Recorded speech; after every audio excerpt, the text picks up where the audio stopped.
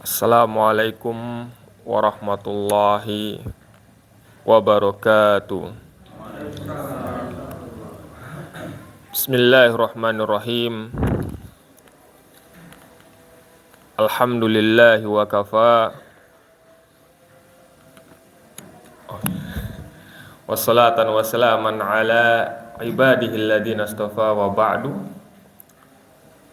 Kita melanjutkan untuk membahas tentang masalah rukun iman. Kita membahas sedikit tentang masalah iman kepada malaikat ya.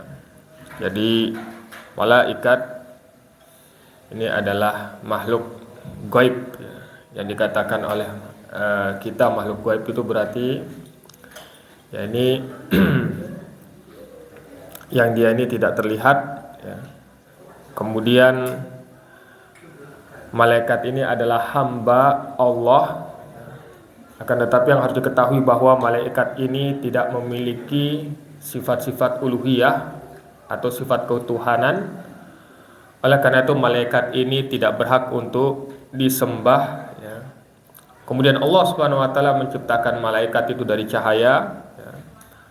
Kemudian Allah Subhanahu wa taala ini ya, memberikan kemampuan kepada malaikat itu agar mereka ini tidak capek di dalam beribadah kepada Allah Subhanahu wa taala. Kemudian ini dalilnya surat Al-Anbiya ayat 19 dan 20. Allah Subhanahu wa taala berfirman, "Wa man 'indahu la yastakbiruna an ibadatihi wa la yastahsirun yusabbihuna al-laila wan nahar wa la yafturun." Jadi makna daripada ayat ini itu adalah makhluk yang ada di sisi Allah Subhanahu wa taala yaitu malaikat ini tidak sombong untuk ibadah kepada Allah Subhanahu wa taala. Dan mereka ini selalu bertasbih kepada Allah siang maupun malam dan mereka ini merasa tidak lelah ya.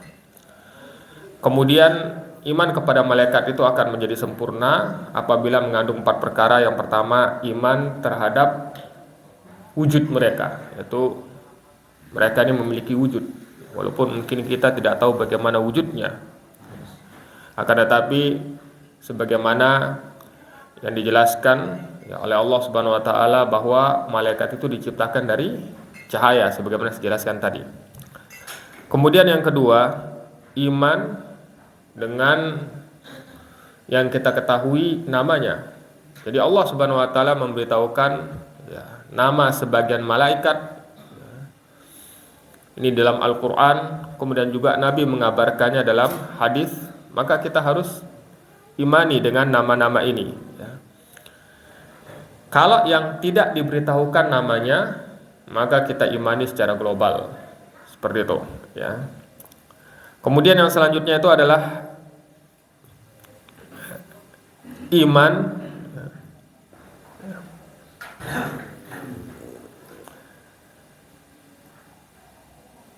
dengan apa yang kita ketahui sifatnya. Jadi beda dengan yang tadi nama, sekarang sifat. Jadi Allah Subhanahu wa taala mengabarkan sifat sebagian malaikat ya. Kemudian juga Rasulullah SAW mengabarkan juga sebagian sifat malaikat ya. Maka kita imani akan sifat ini dan yang tidak kita ketahui kita imani secara global. Kemudian yang terakhir itu adalah iman dengan malaikat yang kita ketahui pekerjaannya atau tugasnya. Seperti itu, ya. Ini sedikit pembahasan tentang masalah iman kepada malaikat. Sekarang kita membahas tentang masalah iman kepada kitab, ya. Jadi yang dimaksud dengan kitab di sini itu adalah kitab yang Allah Subhanahu wa taala turunkan kepada Rasulnya sebagai bentuk rahmat terhadap makhluknya. Jadi Allah Subhanahu wa taala menurunkan kitab ini sebagai bentuk kasih sayang kepada makhluknya. Kenapa? Karena kitab yang Allah turunkan melalui perantaraan rasul-rasulnya ini adalah sebagai hidayah, sebagai petunjuk bagi manusia. Kalau saja Allah Subhanahu wa taala tidak sayang terhadap makhluknya, maka Allah itu tidak akan mengutus rasulnya dan tidak akan menurunkan kitabnya ya, sebagai pedoman hidup. Jadi ini yang harus kita ketahui. Kemudian kitab ini ya, itu bisa mengantarkan seseorang kepada kebahagiaan baik di dunia maupun di akhirat. Jadi saya ulangi, yang dimaksud dengan kitab di sini itu adalah kitab yang Allah turunkan kepada rasul-rasulnya sebagai bentuk rahmat terhadap makhluknya, dan ini juga sebagai petunjuk terhadap diri mereka agar mereka ini bisa mendapatkan kebahagiaan di dunia maupun di akhirat. Ini yang dimaksud dengan kitab yang akan kita bahas di sini. Kemudian iman kepada kitab-kitab Allah ini tidak akan sempurna kecuali ya, mengandung 4 perkara. Yang pertama, bahwa kita ini meyakini bahwa kitab tersebut memang benar-benar diturunkan oleh Allah Subhanahu wa taala. Kita harus yakini, ya.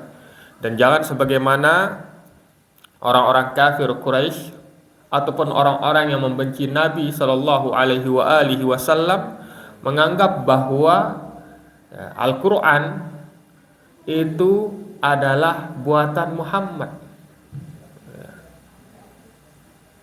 Ada yang mengatakan bahwa Al-Quran ini dibuat oleh manusia. Muhammad ini tidak bisa baca dan tidak bisa nulis, ada orang lain yang bantu. Jadi kita harus yakini bahwa Al-Quran itu ya, atau kitab-kitab ini dari sisi Allah Subhanahu wa ta'ala. Kemudian yang selanjutnya adalah perkara yang kedua, kita mengimani ya, kitab-kitab yang Allah ataupun nabinya kabarkan nama-namanya. Jadi ada kitab yang Allah kabarkan namanya. Contoh Al-Quran ini diturunkan kepada Nabi Muhammad. Kita yakini bahwa ada kitab yang diturunkan kepada Nabi Muhammad namanya Al-Quran atau Taurat. Kita yakini, kita imani bahwa Taurat ini adalah kitab yang Allah turunkan kepada Nabi Musa. Atau Injil, kita imani ada kitab yang Allah Subhanahu wa taala ya, turunkan kepada Nabi Isa ya, namanya Injil ya. Kemudian Zabur juga yang diturunkan kepada Nabi Daud ya. Jadi ini sebagian nama kitab yang Allah beritakan di dalam Al-Quran, kita imani. Kemudian perkara yang ketiga yang berkaitan dengan iman kepada kitab, yaitu membenarkan berita yang ada di dalamnya. Membenarkan berita yang ada di dalamnya. Sebagaimana Allah Subhanahu wa taala mengabarkan di dalam Al-Quran ya,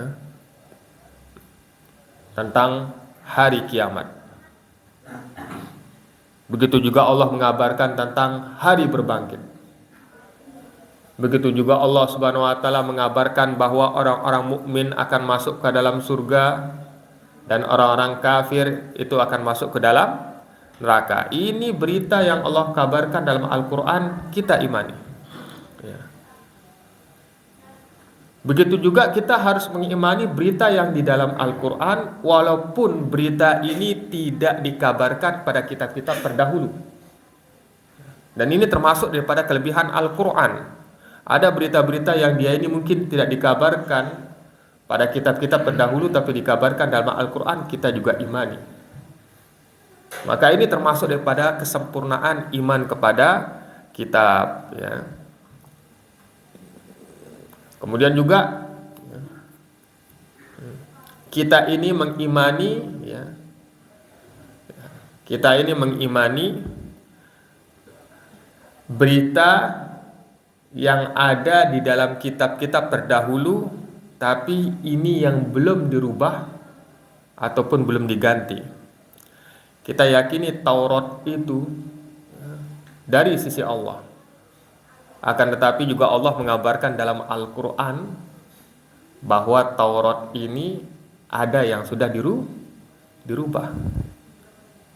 Kita yakini bahwa Injil itu adalah kitab dari sisi Allah.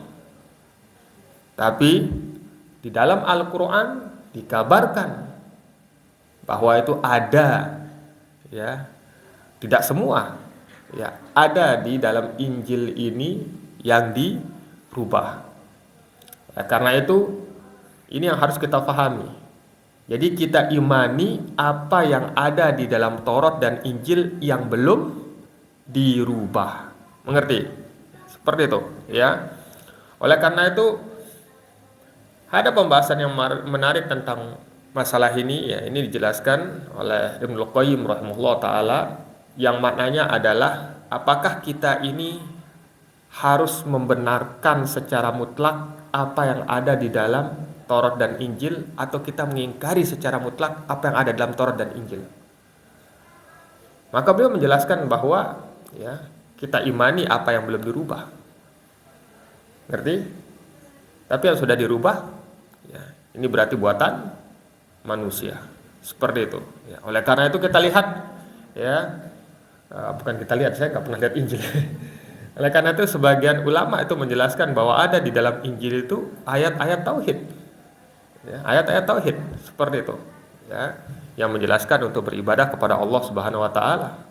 Tapi nanti ada juga yang menjelaskan tentang Yesus itu Tuhan ataupun yang lainnya, seperti itu. Allah Taala a'lam, ya.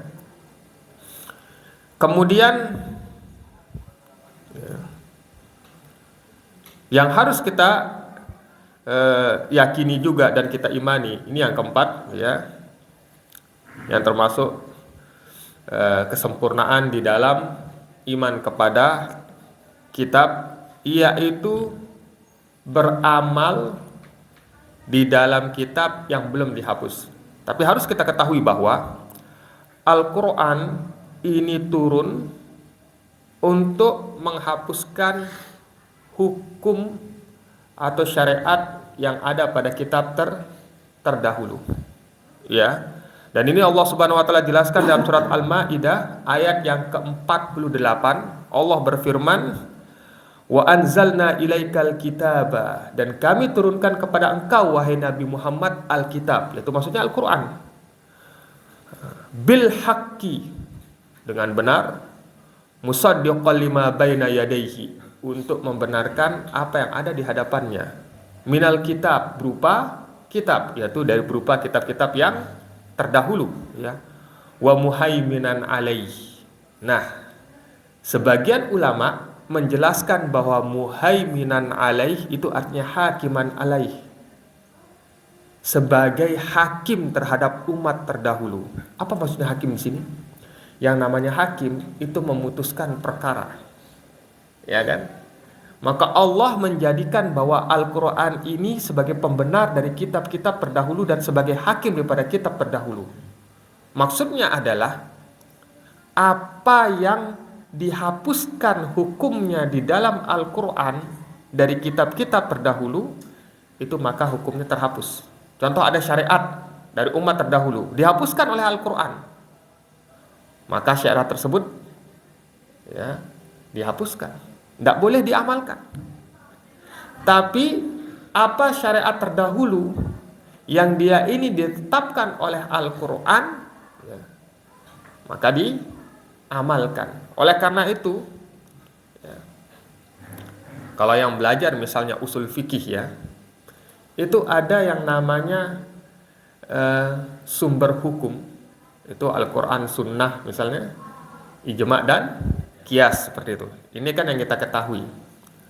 Ada dibahas di sana itu adalah asyar'u, atau dikatakan syar'u man qablana, syariat orang-orang terdahulu. Apakah syariat orang-orang terdahulu itu termasuk sumber hukum? Maka dijelaskan bahwa syariat syariat orang terdahulu apabila telah dihapuskan oleh Al-Quran, maka ini bukan merupakan sumber hukum. Tapi kalau ini diakui oleh Al-Quran, maka ini bisa menjadi sumber hukum, ya. Dan ini Allah Subhanahu wa taala juga menjelaskan dalam Al-Qur'an ketika menyebutkan nabi-nabi terdahulu, kemudian Allah tutup ayat tersebut dengan mengatakan wabihudahum iktadih, dan dengan petunjuk mereka ikuti. Nah, jadi syariat yang dihapuskan oleh Al-Qur'an tidak boleh diamalkan. Syariat yang dia ini diakui oleh Al-Qur'an, maka apa? Ini boleh diamalkan seperti itu, ya. Oleh karena itu saya kasih contoh misalnya puasa. Allah Subhanahu wa taala dalam Al-Qur'an mengatakan ya ayyuhalladzina amanu kutiba alaikumusiyam. Wahai orang-orang yang beriman, diwajibkan atas kalian puasa. Kama kutiba alal ladzina min qablikum, sebagaimana diwajibkan orang-orang sebelum kalian, yaitu umat terdahulu. Di sini kita lihat bahwa Al-Qur'an itu mengakui yang namanya syariat puasa. Diwajibkan puasa pada umat ini sebagaimana umat terdahulu. Mungkin caranya yang berbeda, ya, tapi secara asal hukum sama. Ya, kemudian Allah menjelaskan la'allakum tattaqun, agar kalian bertakwa. Ya, mungkin caranya berbeda.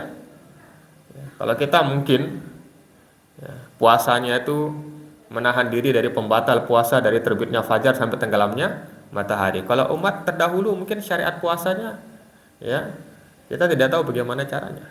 Seperti itu, ya. Insyaallah. Dan ini penting sekali, ya. Ini fenomena, ya. Ini saya ingatkan, ya. Al-Qur'an, ya, ini sebagai petunjuk manusia. Jadi jangan sekali-sekali dilupakan. Ya. Termasuk daripada melupakan Al-Qur'an itu adalah tidak pernah membacanya. Dibaca. Ya. Sekarang banyak terjemahan, ditadaburi artinya, dilihat maknanya. Ya. Karena Allah Subhanahu wa taala sendiri mengatakan ala bidzikrillahi tatmainnul qulub. Ketahuilah dengan berzikir kepada Allah, hati itu akan menjadi tenang. Salah satu cara berzikir kepada Allah itu adalah membaca Al-Qur'an. Dan ini, ya, sangat disayangkan sekali, ya, rata-rata kaum muslimin di Indonesia ini insyaallah, ya, punya mushaf semuanya. Mushaf Al-Qur'an di rumahnya, mungkin dari berbagai jenis. Mungkin ya ada yang dia di mushaf yang Madinah, kemudian ada mushaf terjemahan ini, kemudian ada mushaf terjemahan kata per kata, mungkin seperti itu. Tapi kadang-kadang kebanyakannya, kecuali yang dirahmati oleh Allah Subhanahu wa taala, itu ditaruh, ya, ya, hanya di rak buku atau di atas lemari sampai berdebu, ya. Coba kita jadikan, ya ikhwan, mushaf Al-Qur'an ini kita baca setiap hari sebagaimana HP kita baca tiap hari, Masya Allah, ya. Tapi saya jujur, ya, itu saya biasanya murojaah atau baca Al-Qur'an lewat HP saya sekarang. Ya, lewat HP seperti itu, ya. Ya, kalau dulu sebelum ada HP, saya jujur aja biasa bawa mushaf kemana-mana. Ya, karena sudah ada aplikasi HP, biasanya bawa HP. Dan ini nanti berkaitan tentang masalah fikih nanti. Karena namanya mushaf Al-Qur'an itu sebagaimana dijelaskan oleh sebagian ulama, itu harus disentuh dalam keadaan suci, harus loh, ya, sentuh dalam keadaan suci, seperti itu. Ini pendapat sebagian ulama, ya. Bagaimana kalau mushaf yang ada di HP ini ada pembahasan fikih nanti. Seperti itu. Kenapa? Iya. Oleh karena itu sebagian ulama mengatakan bahwa kalau mushaf yang aplikasi yang ada di HP itu, ya, itu bukan mushaf, ya. Jadi, ya, itu HP, no. Jadi boleh dipegang walaupun, ya, tidak dalam keadaan suci, sebagaimana perkataan Bapak tadi karena nyampur, ya. Ada aplikasi apa gitu kan. Seperti itu, ya. Tapi untuk lebih amannya kalau lagi baca mushaf, ya, yang pakai aplikasi HP itu afdolnya itu memang berwudu kalau pakai HP, ya kan. Kemudian kalau dia tidak berwudu, ya, usahakan jangan sampai menyentuh apa, ya, tulisannya, ya, sebagai bentuk penjagaan seperti itu, ya. Insyaallah. Kemudian yang selanjutnya itu adalah iman kepada Rasul. Masya Allah. Ya. Jadi siapa yang dimaksud dengan Rasul di sini? Rasul ini adalah manusia yang diberikan wahyu kepadanya dengan syariat dan diperintahkan untuk menyampaikannya. Kenapa saya katakan manusia? Karena penjelasan sebagian ulama, di kalangan jin itu tidak ada nabi dan rasul. Dari kalangan jin itu hanya ada nadhir, yaitu pemberi peringatan. Jadi nabi dan rasul itu hanya dari kalangan manusia. Ini yang pertama. Kemudian yang kedua, penjelasan sebagian ulama bahwa nabi dan rasul itu hanya dari kalangan laki-laki, bukan perempuan. Paham? Oleh karena itu saya katakan tadi yang dimaksud dengan rasul di sini itu adalah manusia yang diberikan wahyu kepadanya berupa syariat dan diperintahkan untuk menyampaikannya, seperti itu. Ya. Rasul yang pertama siapa? Nuh. Adam nabi. Penjelasan sebagian ulama ada perbedaan antara nabi dan rasul. Ya. Apa perbedaan nabi dan rasul? Salah satunya Pak, dulu pelajaran SD ingat nggak?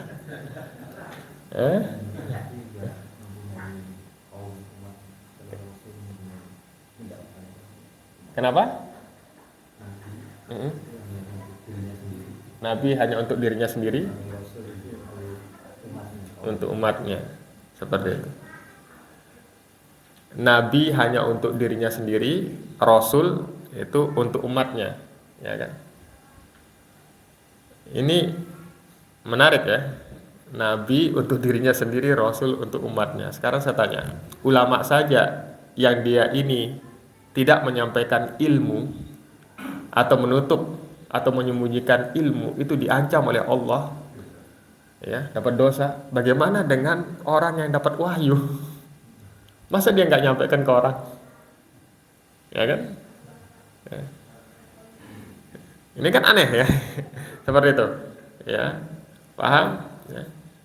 Jadi Syekh Abdul Hasan itu mengkritisi perbedaan ini ya. Beliau mengatakan bahwa kalau nabi itu hanya untuk dirinya sendiri, tidak diperintahkan untuk menyampaikan wahyu, padahal ulama saja yang nutup menyembunyikan ilmu itu dapat dosa. Bagaimana dengan nabi yang dia ini mendapatkan wahyu, seperti itu ya. Kalau dikatakan nabi ini melanjutkan syariat rasul yang sebelumnya, bagaimana dengan Nabi Adam? Ya kan? Seperti itu.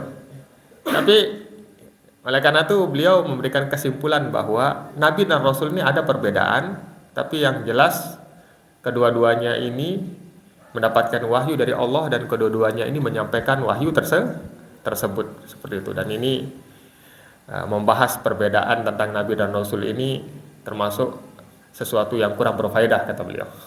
Seperti itu. Ya. Jadi Rasul yang pertama itu adalah Nuh. Dalilnya apa? Itu surat An-Nisa ayat yang ke-163. Allah Subhanahu wa taala berfirman, "Inna auhayna ilaika." Sesungguhnya kami wahyukan kepada engkau wahai Nabi Muhammad. Kama auhayna ila Nuhin. Dan sebagaimana kami wahyukan kepada Nuh, wan nabiyina min ba'dih, dan nabi setelahnya.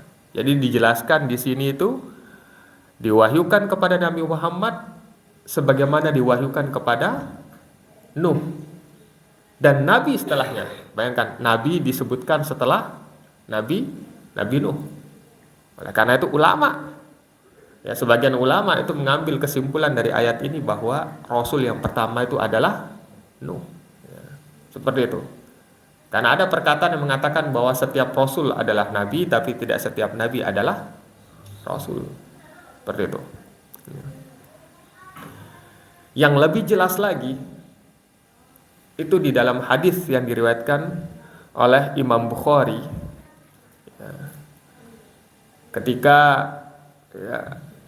menjelaskan nanti di hari kiamat itu manusia itu menunggu untuk dihisab. Dan antum tahu ya kawan, menunggu ini sesuatu yang gak enak. Ngantri gak enak kan? Menunggu itu sesuatu yang tidak enak. Jadi manusia itu menunggu untuk dihisab. Dan dalam hadisnya itu bahwa manusia ini akan dibangkitkan oleh Allah Subhanahu wa taala itu dalam keadaan telanjang, tidak menggunakan alas kaki. Bayangkan, dibangkitkan oleh Allah dalam keadaan telanjang, tidak menggunakan alas kaki.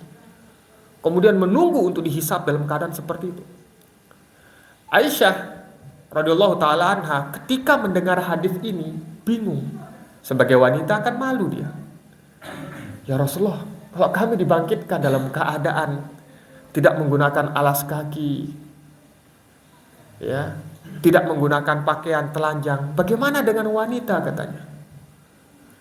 Apa kata Rasulullah? Ya Aisyah, al-amru a'dhamu min dzalik, katanya.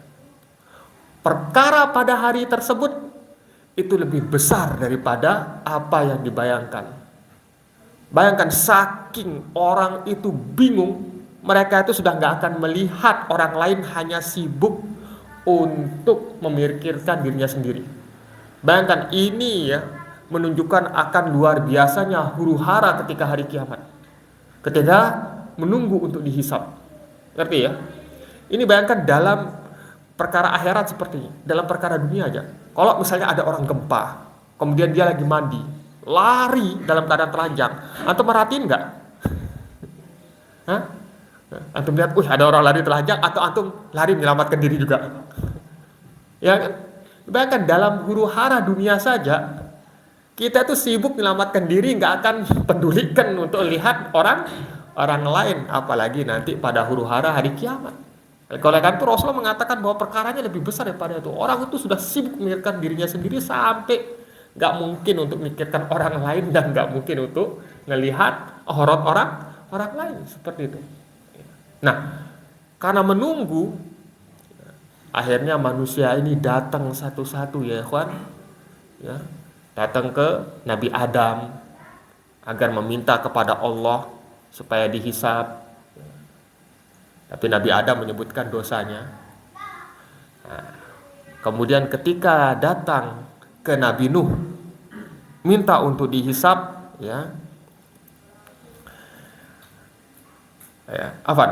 Nabi Adam itu memberikan uzurnya, karena saya dulu melakukan dosa, yaitu saya dilarang untuk memakan buah, tapi saya makan. Apa katanya dari Nabi Adam? Sebagaimana dijelaskan oleh Nabi dalam hadis tersebut, beliau mengatakan, wa yaqul, Nabi Adam berkata, u'tu Nuhan, datangi Nuh, awwala rasulin ba'athahullahu, karena Nuh adalah Rasul yang pertama yang diutus oleh Allah. Ini hadis ini sangat jelas menunjukkan bahwa Rasul pertama yang diutus oleh Allah adalah Nuh. Ya, ini hadis riwayat Bukhari dalam kitab Riqaq, ya, ikhwan, bab sifat jannah wan nar. Ya. Rasul terakhir siapa? Nabi Muhammad. Jelas harus kita yakini. Ya, harus kita yakini. Ini ada kisah menarik ya. Jadi setelah Rasulullah meninggal, itu banyak orang mengaku menjadi nabi. Termasuk diantaranya itu ada seorang wanita ngaku jadi nabi. Ada sebuah hadis Rasulullah Shallallahu Alaihi Wasallam bersabda, la nabiyya ba'di, tidak ada nabi lagi setelah saya. Ketika ditanyakan hadis ini kepada wanita tersebut yang ngaku jadi nabi, dia mengatakan bahwa la nabiyya, tidak ada nabi, itu kan laki. Bukan la nabiyah, ya. Itu kan laki. Tidak ada nabi tapi laki. Nabi perempuan ada gitu. Dan ada pengikutnya, anehnya kayak gitu. Ya, ada pengikutnya. Ya. Oleh karena itu ya ikhwan, jangan heran ya. Jangan heran. Ya. Kalau ada orang yang buat aneh-aneh ya di Indonesia ini ngaku nabi palsu, itu ada aja ngikutin. Ya. Bahkan ada perempuan yang ngaku jadi nabi ya. Jadi malaikat ya. Ya. Ada yang ngikuti. Masya Allah ya. Dulu saya ingat dulu ya. Jadi saya tuh tinggal ketika di Lombok, saya tuh tinggal di daerah polisi. Ada tuh polisi tuh cerita sama saya. Ya, saya masih kecil waktu itu cerita. Abis nangkep di daerah pegunungan sana di Lombok, itu ada mbah-mbah umur 70 tahun ngaku jadi nabi. Mbah siapa namanya? Dan itu ada pengikutnya lumayan banyak di kampungnya. Masya Allah ya. Jadi anehnya tuh yang beda tuh apa? Jadi ibadahnya sama. Yang beda tuh pas syahadatnya. Asyhadu alla ilaha illallah wa asyhadu anna, namanya siapa gitu disebut itu Rasulullah. Seperti itu. Ngerti? Ya, Masya Allah ya. Kemudian Rasul yang terakhir itu adalah Nabi Muhammad. Dalilnya itu surat Al-Ahzab. Allah Subhanahu wa taala mengatakan, "Maka Muhammadun aba ahadim mirjalikum." Tidaklah Muhammad ini ayah dari salah seorang dari kalian, walakin Rasulullah wa khataman nabiyyin. Akan tetapi Rasulullah dan penutup para nabi. Ini menarik ya. Khatam itu taknya di fathah. Itu artinya cincin atau stempel. Oleh karena itu Mirza Ghulam Ahmad ya mengaku sebagai nabi. Itu berdalil dengan ayat ini. Rasulullah itu hanya stempel saja, cincin, yaitu untuk memperindah. Ya, jadi untuk memperindah susunan para nabi dan rasul Nabi Muhammad. Seperti itu. Ya. Maka dia ngaku sebagai nabi Ahmadiyah kan. Seperti itu. Nah, dijelaskan oleh sebagian ulama, khotam itu dengan taknya di fathah itu artinya cincin, tapi dalam qiraah yang lain itu dibaca khotim, penutup. Ini penjelasan sebagian ulama. Dalam qiraah lain itu dibaca khotim, penutup. Kalau qiraah yang kita baca ini khotam. Dan banyak hadis-hadis yang menjelaskan bahwa Nabi Muhammad itu adalah nabi dan rasul yang terakhir. Ini harus kita yakini seperti itu, ya. Dan yang antum harus ketahui bahwa ya, para rasul ini diutus untuk semua umat. Karena tidak mungkin Allah Subhanahu wa taala menciptakan makhluknya, menciptakan manusia kemudian membiarkan mereka itu tanpa memberikan petunjuk sama sekali. Enggak mungkin. Karena ini tidak sesuai dengan hikmah Allah Subhanahu wa taala. Jadi ketika Allah Subhanahu wa taala menciptakan manusia, Allah mengutus mengutus nabi dan rasul untuk memberikan petunjuk kepada mereka. Dikuatkan dengan diturunkan kitab, kemudian diberikan mukjizat. Ya. Ini sebagaimana firman Allah Subhanahu wa taala, "Walaqad ba'atsna fi kulli ummatin rasulan an ibudullaha wajtanibut taghut." Dan kami telah utus pada setiap umat itu seorang rasul. Yang rasul ini berdakwah kepada umatnya, an ibudullaha, sembahlah Allah saja, wajtanibut taghut, dan jauhi tagut. Tagut ini segala sesuatu yang disembah selain Allah Subhanahu wa taala, ya. Dan harus kita ketahui bahwa rasul ini memiliki keutamaan, tapi rasul ini manusia. Oleh karena itu, ya, rasul ini bisa terkena sesuatu yang mengenai manusia, contoh sakit. Ya. Manusia biasa bisa sakit, rasul juga bisa sakit seperti itu, ya. Rasulullah bisa terluka. Bayangkan ya, ketika perang Uhud itu ya, topi beliau itu ya kawan sampai pecah masuk ke rahangnya, sobek. Baju jirah beliau itu ya, sampai hancur bagian sininya, paham? Bahkan dalam sebagian riwayat itu Rasulullah tuh baju jirahnya tuh 2 lapis. Ngerti? Paham? Kita ambil kesimpulan di sini. Allah mampu buat Rasul itu kebal, ya kan? Tapi kenapa kok Allah tidak melakukannya? Ini untuk menunjukkan bahwa Rasul itu manusia biasa, berjalan sesuai dengan tabiat manusia, seperti itu. Ya. Jadi buat apa ya, ikhwan, nyari ilmu kebal? Buat apa nyari ilmu kebal? Rasulullah saja ya, ikhwan, manusia yang paling mulia itu nggak punya ilmu kebal loh. Nah, ngapain kita juga capek-capek nyari ilmu kebal? Masya Allah. Ya. Karena ketika jihad itu,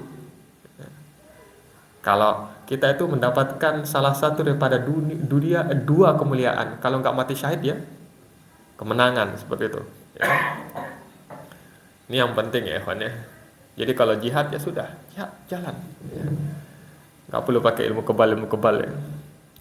Saya ingat cerita menarik nih, ada ikhwan yang dia tuh pernah ikut jihad di Poso dulu. Ya, saya tidak bahas bagaimana hukum jihad di Posonya, saya tidak bahas ya. Saya tidak bahas tentang masalah hukum jihad di Posonya. Tapi yang menarik dulu ketika ke sana itu dia tuh dikasih sama kiainya tuh batu. Batu tuh digigit di sininya katanya. Nanti kalau kamu perang lawan mereka katanya, dan kamu dalam terdesak, telan katanya. Nah, temen itu beneran bawa batu itu. Terus ikut perang. Karena waktu itu yang di Poso itu dari segala aliran Islam ikut. Dan benar ketika dalam keadaan terdesak, dia telan, batunya kecil, dia telan. Setelah dia telan, apa yang terjadi? Balik ke masjid tempat mereka ngumpul. Ini teman saya sendiri loh yang cerita, dan dia pelakunya. Kaget. Ya, setelah itu dia belajar agama, baru paham bahwa itu memang termasuk apa ya, kawan, yang ngasihnya itu bukan kiai, ternyata dukun. Seperti itu, ya kan? Bisa balik ke masjid tempat dia ngumpul itu. Ini teman saya sendiri yang cerita ketika di Yaman itu. Saya pernah cerita kayak gini pas saat kayak gini. Masya Allah. Ya, dia bilang alhamdulillah saya gak mati dalam keadaan seperti itu, kata. Ngerti ya, kawan ya? Masya Allah ya. Kalau memang bisa seperti itu, kenapa Rasulullah nggak melakukannya ya? Kawan ya? Balik ke Madinah kan aman. Ya, seperti itu ya, kawan ya. Masya Allah ya. Dan apa, membutuhkan makanan ya. Oleh karena itu ya ikhwan, harus kita ketahui bahwa enggaknya dikatakan Muhammad Abdullah wa Rasuluh, Muhammad itu hamba Allah. Berarti apa ya ikhwan, Rasulullah itu bisa terkena sesuatu yang bisa mengenai manusia biasa. Tapi ada perbedaannya, Rasulullah ini yang membedakan. Mengerti? Ini yang membedakan. Masya Allah ya. Masih ada waktu 5 menit lagi ya, 5 menit lagi, Masya Allah ya.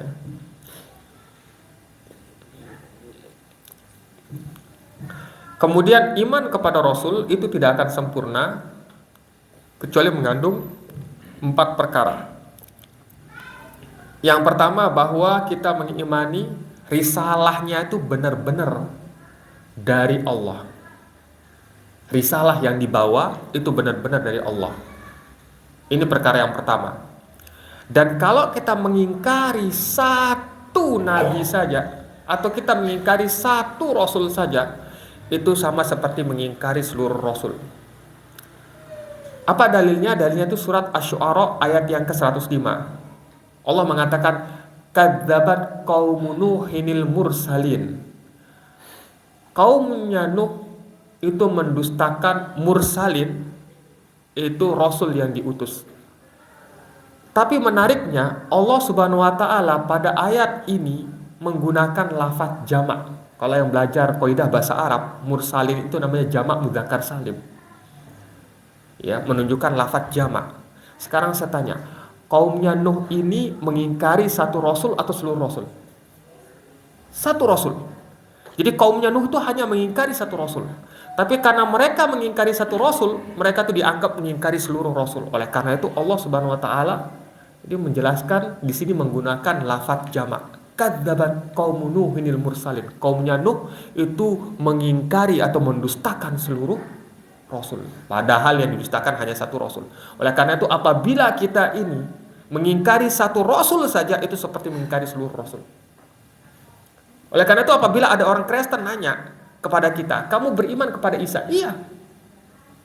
Kami kaum muslimin beriman bahwa Nabi Isa itu adalah Nabi dan Rasul Allah yang diutus oleh Allah Subhanahu wa taala, yang diberikan kitab yang namanya Injil. Tapi kita mengimani Nabi Isa itu hanya sebagai Nabi dan Rasul, tapi tidak memiliki hak-hak untuk disembah.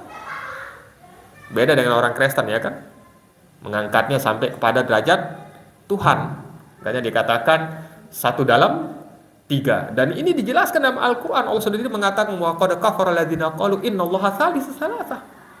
Telah kafir orang-orang yang mengatakan bahwa Allah itu satu dalam tiga. Ngerti? Ya. Jadi kalau ditanya orang Kristen kafir enggak? Kafir, jangan ragu. Jangan ragu seperti itu. Bedakan ya, kawannya, ada hukum kafir, ada hukum masuk neraka. Ini dua hukum yang berbeda nanti. Harus kita pahami seperti itu, ya. Sampai sini saja ya. Sampai di sini ya. Cukup. Nanti insyaallah perkara yang kedua sampai perkara yang keempat insyaallah kita akan